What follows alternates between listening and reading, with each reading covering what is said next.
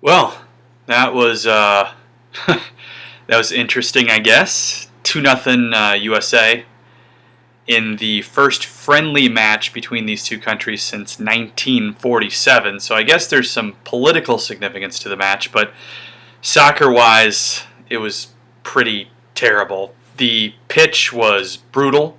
The pitch was absolutely awful, and I think in the first half, for a combination of reasons, including the pitch, you saw just long ball after long ball being lobbed forward to Josie, which was kind of disheartening, but I think that was a combination of not being able to go through the midfield because the pitch was so bad and just not wanting to get hurt. And we saw in the second half what happens when you go through midfield. We'll talk about that in a minute.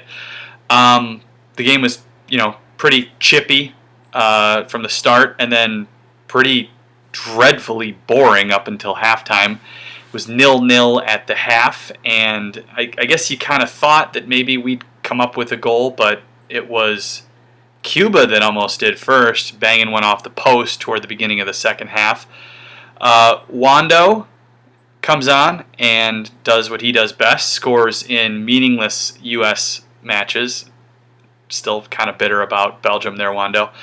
And that came off of a deflection, off of a shot by Julian Green, who actually, for all the guys out there who are just going through the motions, Julian wanted to make the most of the opportunity to actually start for this team, start for any team at this point. So good on him to have a decent match. Let's talk about that foul for a minute. Steve Birnbaum gets the karate kick to the forehead.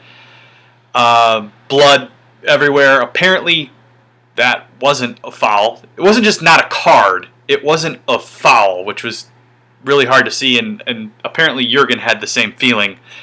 I don't know if you caught the hot mic there right after that, but it was pretty funny. Yeah,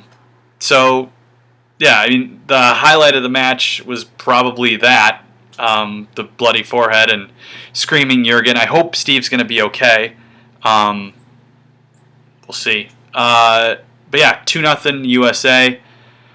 At least nobody got seriously hurt, unless Birnbaum is. We'll have to see. But it was not the prettiest match. At least it's over with, and we can look forward to Tuesday at RFK against New Zealand.